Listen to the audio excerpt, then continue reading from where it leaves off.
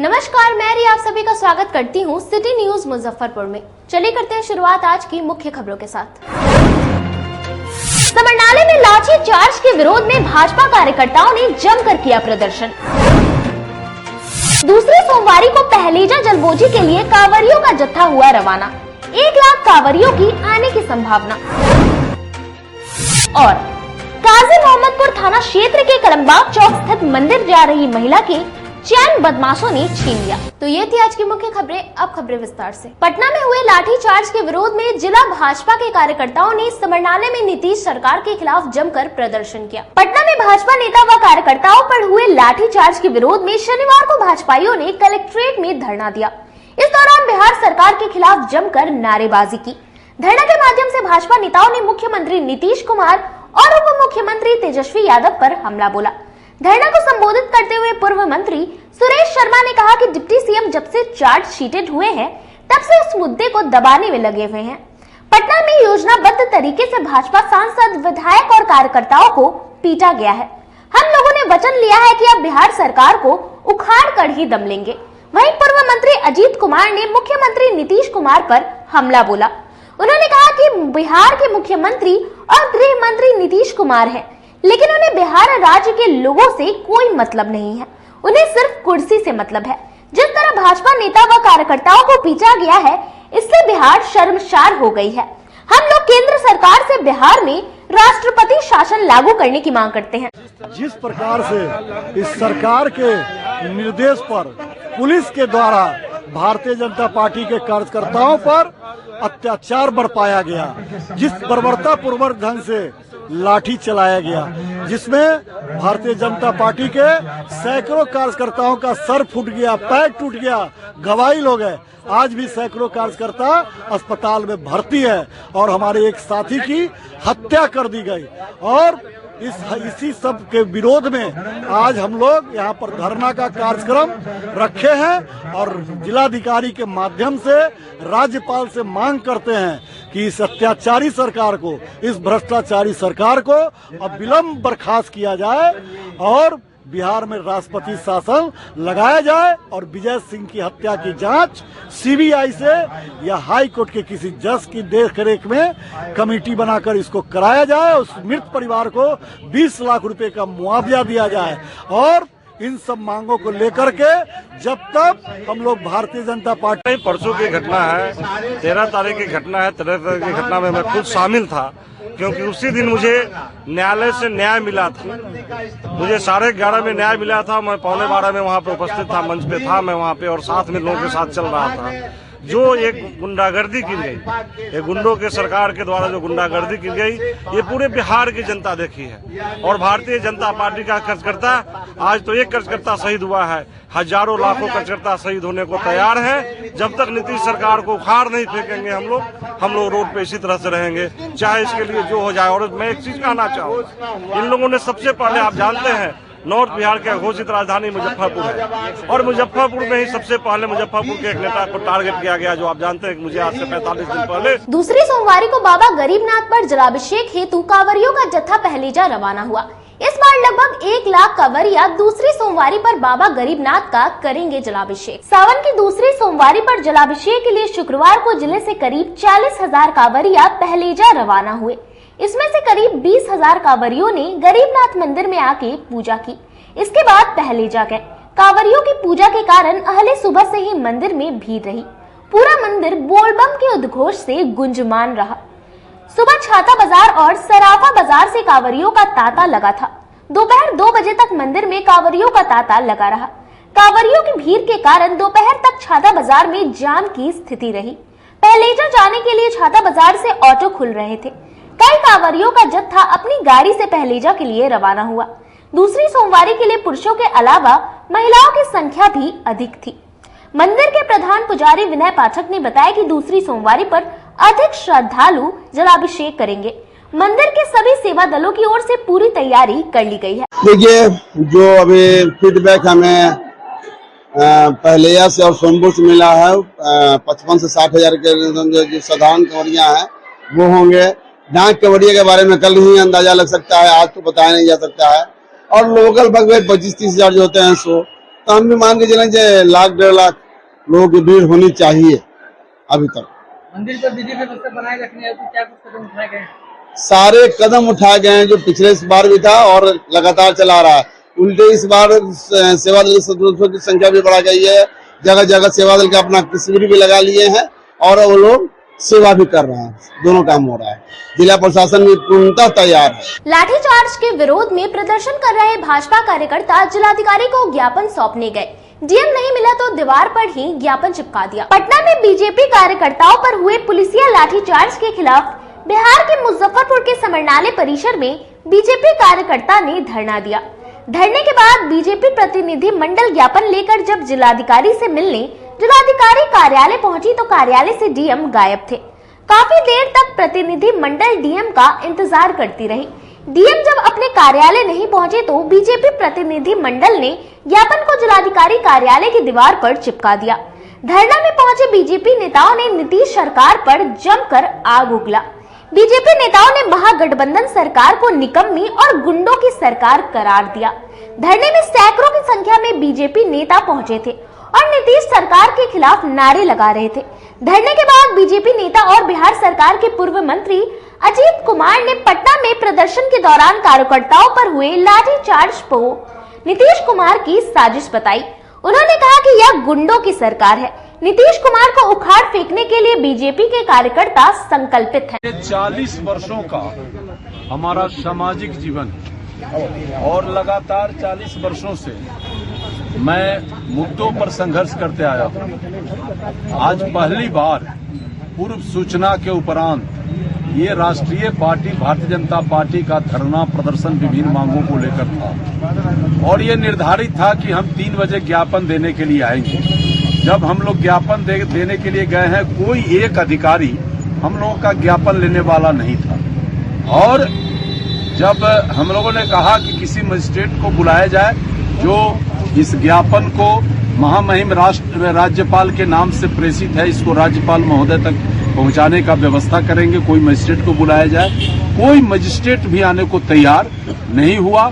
ये घटना काफी चिंता करने वाला घटना है और लोकतंत्र में हम समझते हैं कि ये लोकतंत्र का उपहास उड़ाने जैसा है कि भाई ये जनता के सवाल पर कोई धरना प्रदर्शन, कोई आंदोलन होता है और लिखित ज्ञापन।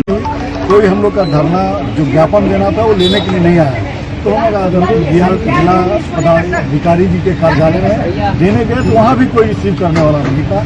हम लोग आधे घंटे से ज्यादा वहाँ पर बैठे हैं, कोई भी व्यक्ति उपलब्ध नहीं था। हम लोगों ने जिलाधिकारी महोदय के दरवाजे पे इसको लटका करके चलाया। कोई मतलब डीएम से भी मुलाकात नहीं हो पाई है? नहीं, किसी से डीएम साहब ही नहीं, कोई पदाधिकारी जिलाधिकारी ऑफिस में उपलब्ध नहीं था। एक मजिस्ट्रेट नहीं था जो हम लोग का ज्ञापन दे सके। दीवार पर चिपकाना पड़ेगा। बिल्कुल। क्या वजह लग रही है आपको कि लोग क्या बोलेंगे, क्या वजह लग रही होगी? इंस्टाग्राम पर यूपी के लड़के को दिल दे बैठी कर्जा थाना क्षेत्र की लड़की मुजफ्फरपुर से दिल्ली पहुंची, हरियाणा में की शादी। देखिए ये रिपोर्ट।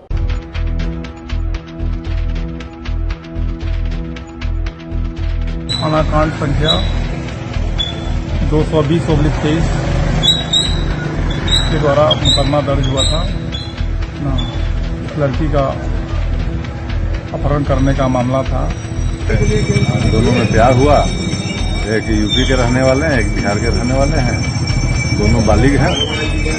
लड़की वालों की तरफ से ऑब्जेक्शन किया गया था तो प्रशासनिक समाज जो है इसमें छानबीन किया, लड़की वाले को सहयोग किया, मामले का पता लगाया गया। फिर लड़की बालिग थी इसलिए कोर्ट में आके उसने अपना बयान कराया। जिले की लड़की को उत्तर प्रदेश के लड़के सूरज गुप्ता से इंस्टाग्राम पर प्यार हो गया। इसके बाद लड़की 26 जून को घर से भाग गई। मुजफ्फरपुर स्टेशन से ट्रेन पकड़कर बलिया पहुंच गई। उसके बाद हरियाणा में दोनों ने मंदिर में शादी कर ली।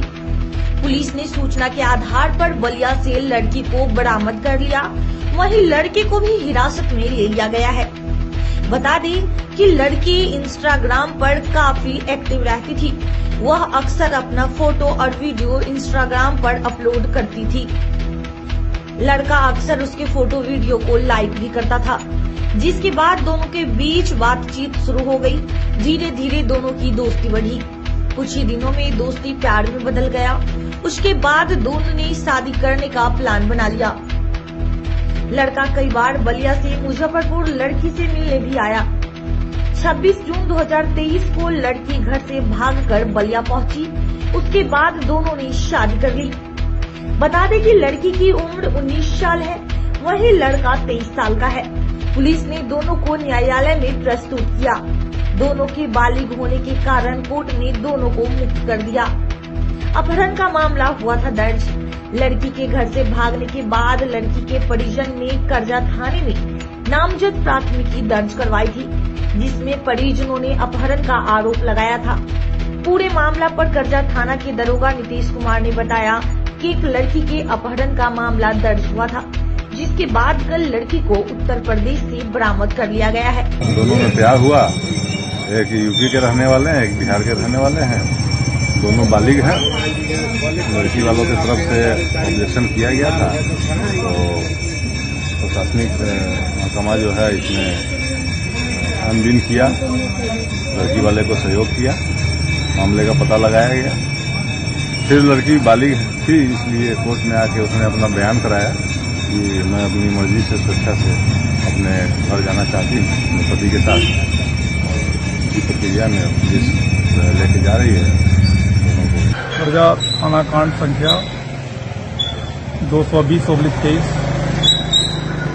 के द्वारा मुकदमा दर्ज हुआ था ना। इस लड़की का अपहरण करने का मामला था, जो दिनांक कल यूपी से बरामद कर लिया गया है और आज माननीय न्यायालय में 164 का बयान आज लिया गया। प्रेम प्रसंग का मामला था, कैसे लोग? प्रेम प्रसंग का मामला है। लड़का यूपी का रहने वाला है। दोनों कैसे संपर्क में है सर? इंस्टाग्राम से दोनों में संपर्क हुआ, एक दूसरे से बातचीत हो रही। बोचहा थाना क्षेत्र के आदि गोपालपुर गांव में जमीनी विवाद में हुई जमकर मारपीट। एक पक्ष के 4 लोग हुए घायल। जिले के बोचहा थाना क्षेत्र के आदि गोपालपुर दहीवान टोला में जमीनी विवाद को लेकर 2 पक्षों में जमकर मारपीट हो गई, जिसमें एक पक्ष पर कुल्हाड़ी और रॉड से मारकर एक ही परिवार के 4 लोगों को गंभीर रूप से घायल कर दिया गया। घायल पक्ष के राजकुमार शाह ने बताया कि बर्तन का फेरा लगाने का काम करते हैं। हर दिन की तरह वह बाजार से बर्तन का फेरी लगाकर लौट रहे थे। इसी क्रम में संजय शाह, मंजीत शाह, रंजीत शाह, साहिल शाह, मधु देवी, सरिता देवी और बबीता देवी ने एक साथ उनके परिवार के लोगों पर हमला कर दिया, जिसमें राजकुमार शाह के पेट पर कुल्हाड़ी से वार कर उन्हें घायल कर दिया। वहीं उनकी पत्नी सीमा देवी को कुल्हाड़ी के बेट से मारकर हाथ तोड़ दिया। वहीं उनकी बहू 9 महीने की प्रेग्नेंट थी, उसके पेट पर आरोपियों द्वारा वार किया गया, जिसमें उनके 9 महीने के बच्चे की पेट में ही मृत्यु हो गई। वहीं पूरे मामले पर घायल चंदन कुमार ने बताया कि संजय शाह दबंग प्रवृत्ति के आदमी है। वह चाहते हैं कि लड़ झगड़ कर हमारा जमीन हड़प ले। इस पूरे मामले को लेकर राजकुमार शाह द्वारा आधा दर्जन अभियुक्त पर बोचहा थाना में कार्रवाई हेतु लिखित आवेदन दी गई है। ये सब जमीनी विवाद के चक्कर में जो है से हमारे पिताजी के लोग बैठाया गया, समाज रंजीत शाह ये हमको परेशान करता है जी। उसको उनको जो है से राजकुमार शाह के पंचायती हुआ, उसके बाद जो है से समाज लोग कहें कि बार बार ये राजकुमार आपको परेशान करते हैं, आप लोग कला परेशान होइएगा। हाँ से इनका घरारी का जमीन जो है और 2 डिसमिल 9 धुर जमीन जिसमें मकान एल्वेस्टर का बना हुआ है, उसको जो है से कीमत इसका लगा 1.5 लाख रुपया। ये 1.5 लाख रुपया आप दीजिए और ये जो है से अपना जहाँ जाए उससे कोई मतलब नहीं है। हाँ तो हमारे पिताजी को कहा गया ये बात। उसके बाद बोले सरपंच मुखिया वार्ड जो ये सब है, सब बोले कि से आप जो है से 3 खंड में पैसा देना है कि 3 दिन के अंदर में पहला अमाउंट 50,000 देना है, उसके बाद जो है दूसरा राउंड में 10 दिन के बाद देना है, उसके बाद 20 दिन के बाद देना है। तो 3 दिन लगने से 1 दिन पहले थे उनको 50,000 रुपया लेकर के 85,000 पहुंच गए से पैसा जमा लीजिए। और मारपीट कौन लोग तक किया? मारपीट किए हैं संजय शाह, मंजीत शाह, रंजीत शाह, मधु देवी। कौन है आप? चोट लग गया कि हम बर्तन के फेरी करके आए और वो लगा दिए दूरा पर। और उससे 2-3 रोज पहले पंचायती हुआ था। वो पंचायती में वो सियाराम राय थे, जगदीश राम थे, संतोष हमारे गाँव के वो थे, कथी नाम है, सुशील जी थे और लखिंदर मुखिया जी थे, ये लोग मौजूद खान थे।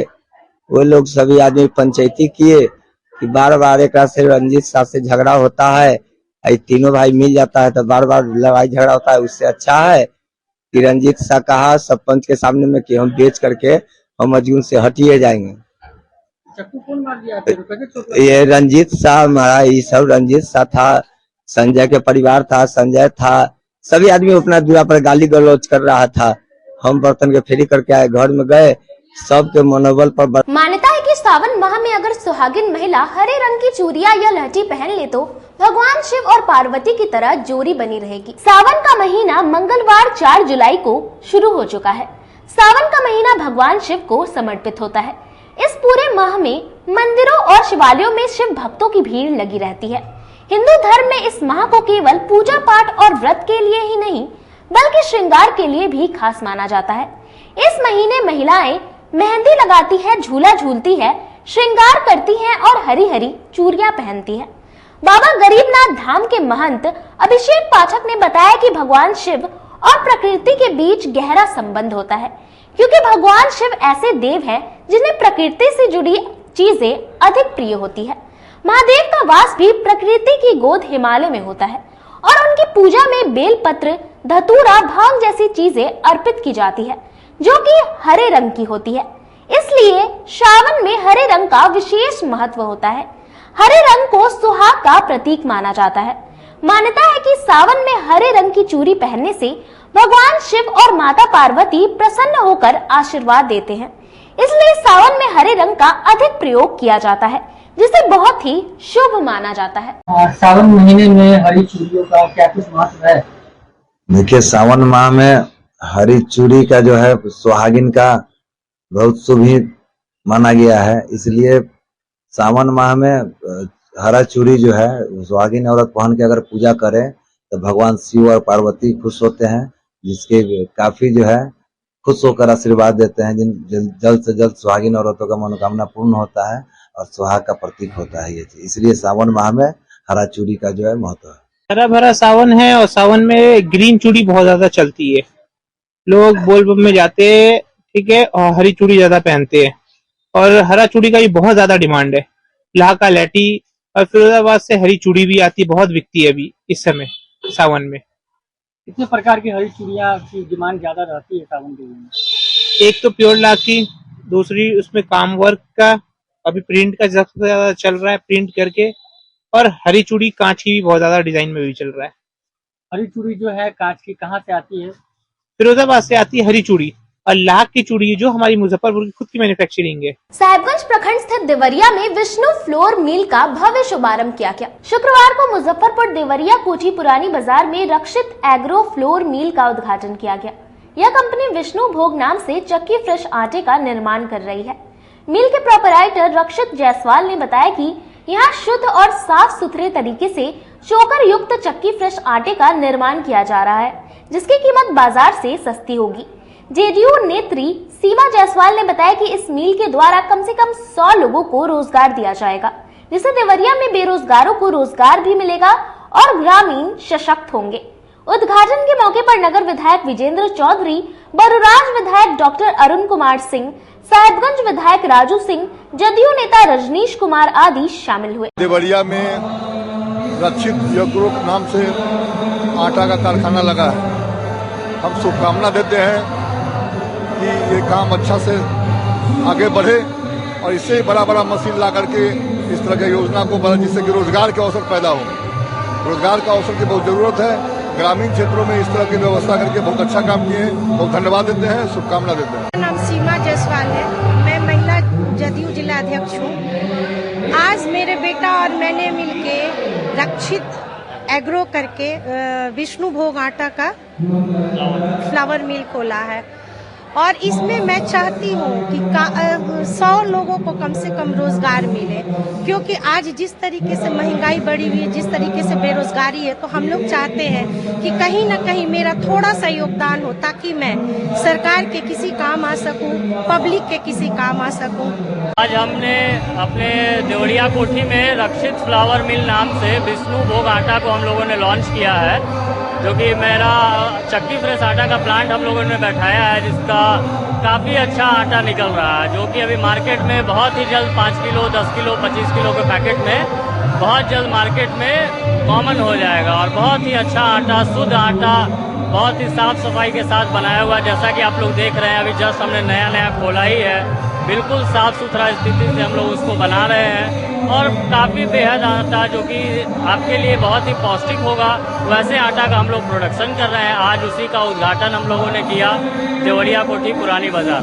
साइज क्या क्या होगा आटे का? साइज 5 kg, 10 kg, 25 kg का बोरा और 50 kg का बोरा होगा जी। मार्केट के रेट में अगर बात की जाए तो बिल्कुल, चूँकि हम लोग गाँव में हम लोगों ने खोला है, कोई हमारा बहुत शहरी क्षेत्र में है नहीं, कॉमनली हम लोगों के लिए गेहूँ अवेलेबल है, तो जरूर दूसरे बड़ी बड़ी कंपनियों से टक्कर का सामान भी रहेगा और रेट भी उससे। काजी मोहम्मदपुर थाना क्षेत्र के कलमबाग चौक स्थित मंदिर में पूजा करने जा रही महिला का बदमाशों ने सरेआम चेन छीन लिया। मंदिर के तब दोनों आदमी गाड़ी पर खिंचाई कर लगता, हम अपन अचरा के खींच लिया, तब तक हमरा बगल में सट के खींच लेला।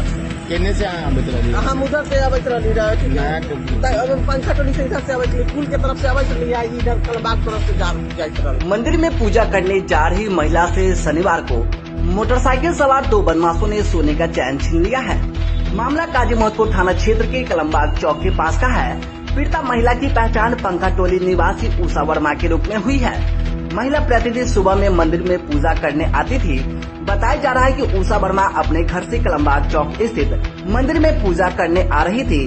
इसी बीच में मोटरसाइकिल सवार 2 बदमाश रास्ते में चलते हुए गले से चैन छीन लिया। महिला के शोर मचाने पर दोनों बदमाश फरार हो गए। मौके ए वारदात पर काफी संख्या में भीड़ इकट्ठा हो गई। पूरी घटना की सूचना पुलिस को दे दी गई। उषा वर्मा ने बताया कि वह पंखा टोली से कलमबाग चौक की ओर जा रही थी, तभी तो बदमाश पास में आए। जब तक वह संभल पाते तब तक बदमाश ने चैन छीन कर फरार हो गए। हम अबैत रही मंदिर के तब दोनों आदमी गाड़ी पर खिंचाई कर लगता, हम अपन अचरा के खींच लिया, तब तक हमरा बगल में सट के खींच लेला। केने से अबैत रही? हम उधर से अबैत रही, पंखा टोली से इधर से अबैत रही, पुल के तरफ से अबैत रही, इधर कलमबाग तरफ से जाइत रही। क्या लग रहा था? लड़का 2 लड़का था। क्या मैंने कैसा लग रहा था? मैंने पतले दुबले था? नहीं, हेल्दी था, गोरा बदन था उसका। गोरा था, काला था? गोरा था, दोनों को गोरा था। कौन सा मोटरसाइकिल था? अपाची था। अपाची था? हाँ, अपाची था, उठा हुआ। आप रोज आती हैं यहाँ? हम डेली आते हैं, आज से नहीं आते हैं, जब से मेरा अति हुआ है तब से हम यहाँ आ रहे हैं। बाबा जब से हैं यहाँ हम भी आते हैं, जब चढ़ाने नहीं आते हैं। हमारे पास कैंसर भी था, हम बीमार भी थे, तब पर भी हम आते थे। हमारे पास कैंसर भी था, हम बीमार थे, तब भी नहीं आते। हम 365 दिन आते हैं, बहुत आपातकाल होता है, तब भी हम नहीं आते हैं। यहाँ समय हो चला एक छोटे से ब्रेक का। बने रहिए हमारे साथ, देखते रहिए सिटी न्यूज मुजफ्फरपुर। किताबों का विशाल संग्रह और 30 वर्षों से आपकी सेवा करता आ रहा है फॉर्म सम्राट किताब किंग ब्रांच 1, जो कि एक नए अंदाज में दीपक मार्केट के सामने थाना चौक मोती झील रोड में खुल गया है। प्रोपराइटर शिवजी शाह के नेतृत्व में यहाँ UPSC, BPSC, NDA, SSC, BEd, railway, engineering, medical, polytechnic, IIT, TET, IBPS, state bank, सेना, पुलिस एवं मैट्रिक इंटर स्नातक के गेस्ट पेपर के अलावे धार्मिक कथा के साथ क्लास 1 से पीजी तक के सारे बुक यहाँ उपलब्ध है। सभी प्रकाशनों के किताब का विशाल संग्रह है।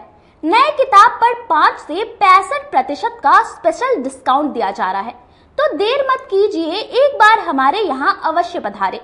हमारा पता है फॉर्म सम्राट किताब किंग ब्रांच 1, दीपक मार्केट के सामने मोती झील रोड, और दूसरा ब्रांच अघोरिया बाजार, Ramdayalu road, Jenit petrol pump के बगल में। Contact us on 9334900337 62035292231। 7766974617। अपने सपनों की आशिया को दे एक नई पहचान माँ भवानी डेकोर प्राइवेट लिमिटेड के साथ, जो है ऑथराइज्ड डिस्ट्रीब्यूटर ऑफ कजारिया। देश की मिट्टी से बनी टाइल से देश को बनाते हैं। और जहां मिलती है सभी प्रकार के Indian and imported granite, marble, sanitary एवं कोटा स्टोन का अनोखा एवं आकर्षक संग्रह। माँ भवानी डेकोर प्राइवेट लिमिटेड मतलब a complete floor solutions. New 0 mile Dadar road, Muzaffarpur. Call 9934753111। आपके 7 और 2 वर्षों के प्यार ने यूए एसोसिएट नीलकमल एक्सक्लूसिव शोरूम को मुजफ्फरपुर में एक अलग पहचान दिला दी है और उत्तर बिहार का पहला नीलकमल एक्सक्लूसिव शोरूम, जो अब Narayanpur opposite Vaishali management college की जगह क्लब रोड मिठनपुरा चौक के समीप यूए एसोसिएट का एकमात्र भव्य शोरूम अब नए रूप में खुल गया है, जहां आपको घर और ऑफिस फर्नीचर और मैट्रेस की विस्तृत रेंज ग्राहकों के लिए भी 50% तक की विशेष छूट के साथ दी जा रही है और साथ ही साथ 0% पर फाइनेंस की सुविधा के साथ अपने घर ले जा सकते हैं, जैसे sofa, designing table, wardrobe, matrix, दीवान, पलंग के साथ सभी प्रकार के फर्नीचर पर विशेष रूप की छूट दी जा रही है।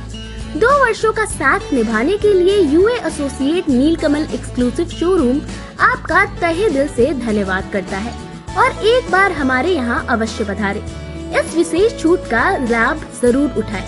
यूए एसोसिएट नीलकमल का फर्नीचर शोरूम नारायणपुर से हट करके मिठनपुरा चौक के समीप क्लब रोड में हम लोगों ने अभी स्थापित किया है, जहां आपको होम फर्नीचर के, ऑफिस फर्नीचर के विस्तृत रेंज देखने को भव्य रूप से मिलेंगे और हमारे पास मैट्रेस की भी एक बहुत अच्छी रेंज उपलब्ध है और साथ ही साथ हमारा लगन का भी काफी भारी डिस्काउंट ऑफर चल रहा है, जिसमें 40% तक की छूट दी जा रही है और साथ में हमारे यहाँ फाइनेंस की भी सुविधा है, जिसमें आप बजाज से, HDFC से 0 डाउन पेमेंट पर भी सारी चीजें ले जा सकते हैं। तो आप लोगों से निवेदन है कि एक बार आकर के हमें सेवा का मौका दें।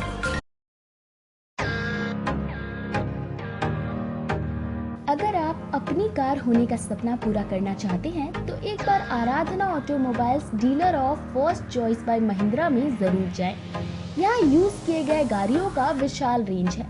Alto, Swift, Dzire, Creta, Bolero, Innova, Fortuner के अलावा कई और रेंज भी उपलब्ध है, जो कि महिंद्रा के इंजीनियर के द्वारा पूरी तरीके से टेस्टेड और सर्टिफाइड है। इसके अलावा गाड़ियों के इंजन पर 1 से 2 साल तक की वारंटी क्लेम है। बिना झंझट के एक ही फ्लोर पर गाड़ियों का सारा डॉक्यूमेंट दिया जाता है।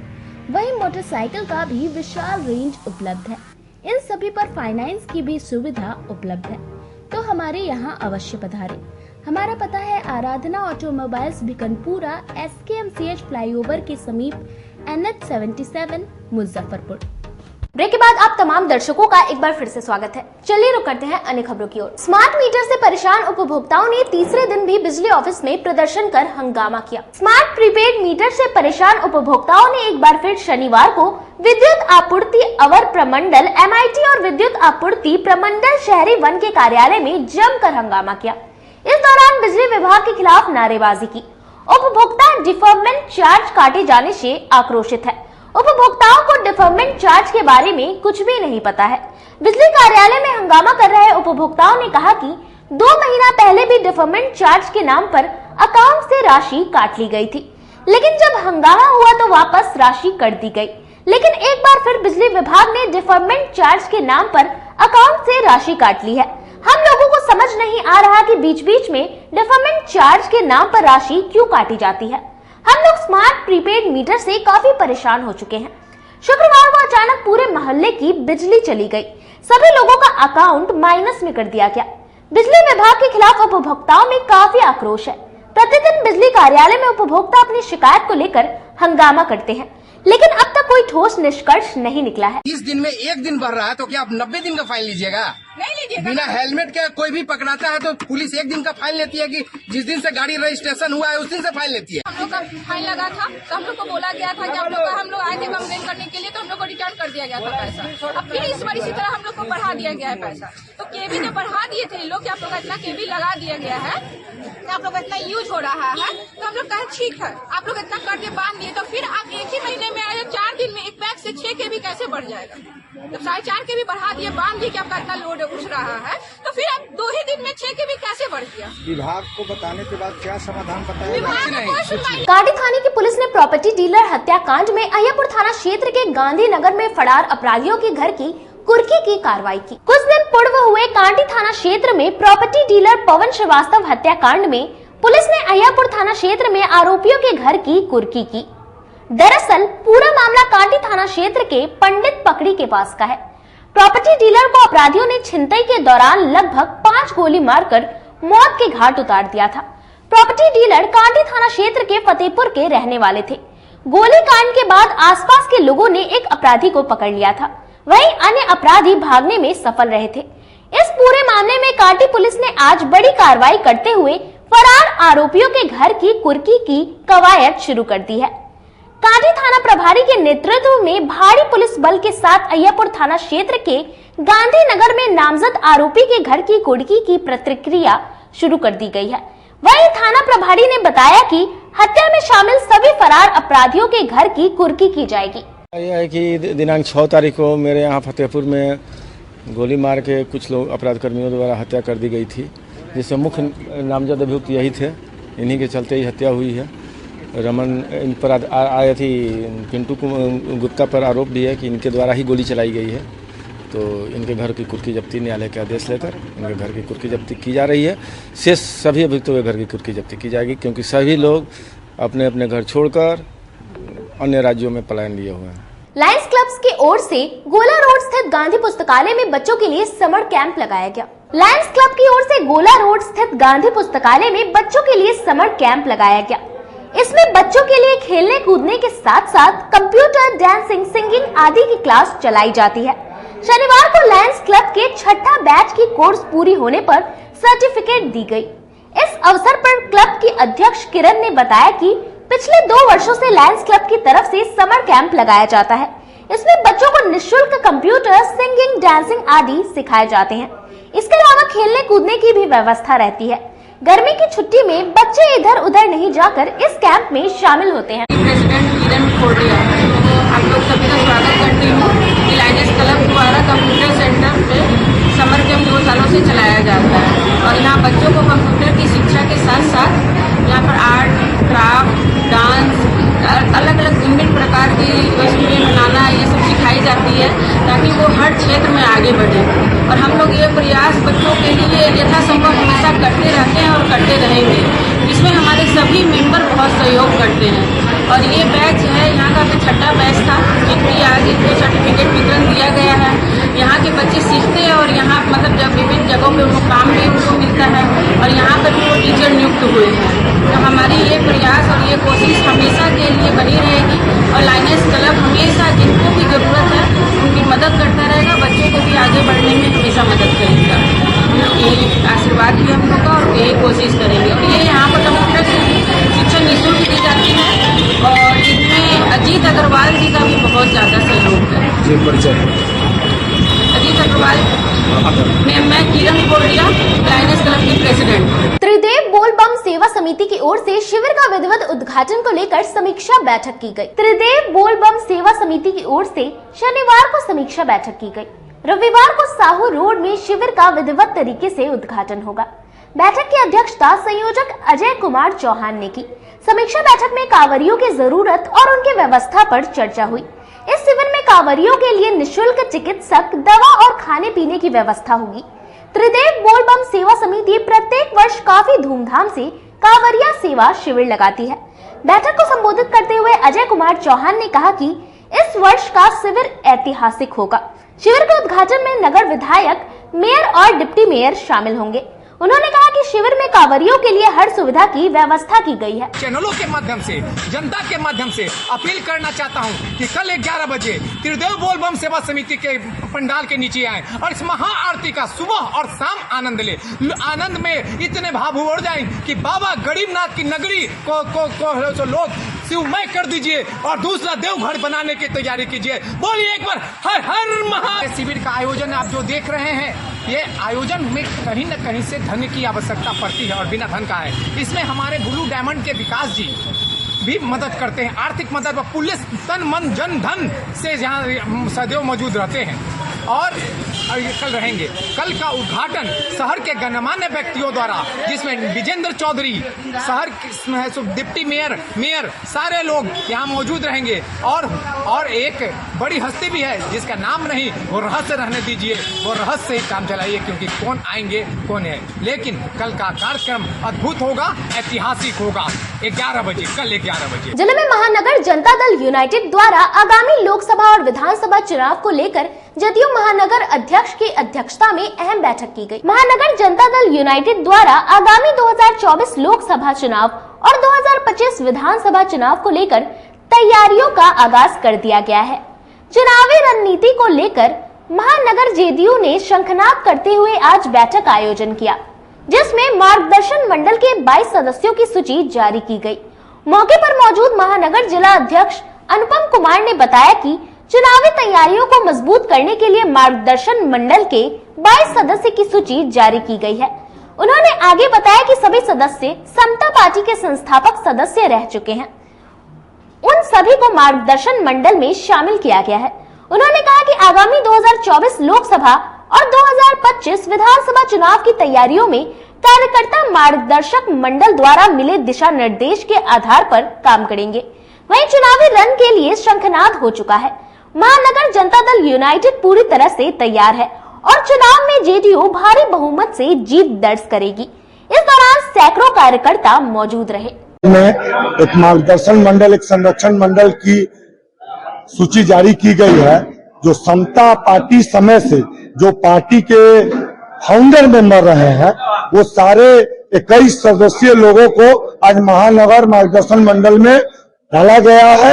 ये राष्ट्रीय अध्यक्ष और माननीय मुख्यमंत्री के दिशा निर्देश के अनुसार, जिसपे पार्टी 2024 और 2025 के विधानसभा चुनावों पे काम करेगी। मंडल है, इसका काम क्या? इसका काम रहेगा मॉनिटरिंग करना, कमी बेसी को देखना, चुनावी रणनीति को तैयार करना, जिला में कार्यकर्ताओं की उपेक्षा और उनकी सारे बातों को सुनना, देखना और पटना तक अपने बातों को पहुंचाना, शीर्ष नेतृत्व तक।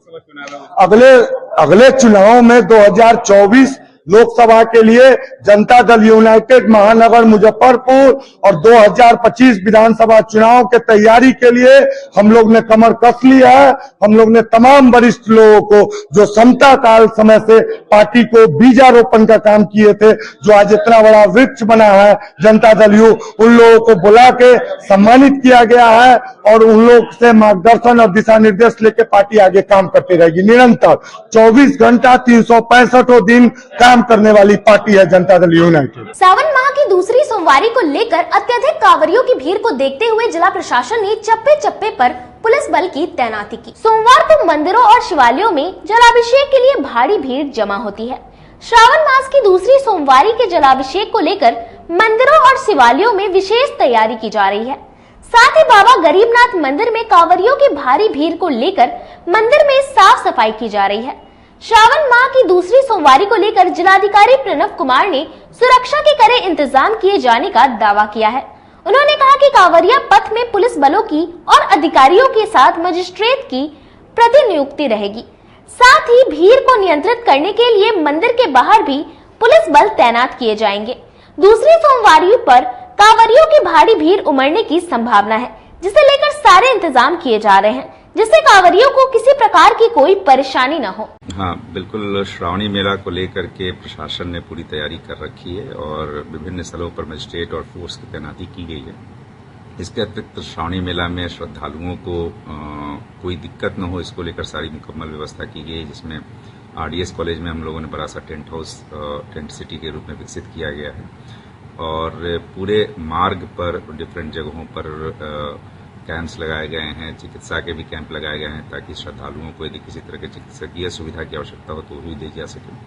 और विशेष रूप से जो डाक बम होते हैं, डाक कांवड़िया जो लगातार पैदल दौड़ते हुए चलते हुए आते हैं, उनके लिए विशेष रूप से रिस्ट बैंड की व्यवस्था की गई ताकि उनको आइडेंटिफाई कर सकें और ईजी एक्सेस दे सकें। और हम लोग उम्मीद करते हैं कि जो क्रम रहता है, जो पहले के हम लोगों के अनुमान रहे हैं और पहले का एक्सपीरियंस रहा है, उसके हिसाब से काफी बड़ी संख्या में लोग आते हैं, काफ़ी भीड़ होती है। तो काफ़ी सुविधाजनक तरीके से और सुगम तरीके से बिना किसी विघ्न बाधा के ये सारी चीज़ें हो जाएं, इसको लेके हम लोग लगातार तत्पर रहेंगे। और हम लोग उम्मीद करते हैं कि बिल्कुल शांतिपूर्ण तरीके से सभी श्रद्धालु शिवाभिषेक, शिव पर जलार्पण जो करना है वो बाबा गरीबनाथ की नगरी में निश्चित रूप से आराम से हम प्रशासन के उपस्थिति में निश्चित रूप से हो। दूसरी में भीड़ भाड़ ज्यादा होती है, भगदड़ की स्थिति भी कई बार हो जाती है, तो ऐसे में क्या कुछ व्यवस्था? इसके लिए लगातार हर जगह बैरिकेडिंग की व्यवस्था की गई है और डिफरेंट जगहों पर हम लोगों ने होल्डिंग पॉइंट्स बनाए हैं, जैसे रामदयालु कॉलेज, RDS कॉलेज है वहां पर, और इसके अतिरिक्त जिला स्कूल में भी होल्डिंग कैंप्स बनाए गए हैं, जहां पर यदि संख्या हम लोग के पास लगता है कि अनुमान से ज्यादा है तो वैसी स्थिति में वहां होल्ड किया जाता है। और उसके पश्चात मजिस्ट्रेट और फोर्स की उपस्थिति में बैरिकेड्स के माध्यम से डिफरेंट बनाए गए हैं लेयर्स, उन लेयर्स के माध्यम से श्रद्धालुओं को आगे भेजा जाता है और वहां उनको उनके द्वारा जलाभिषेक किया।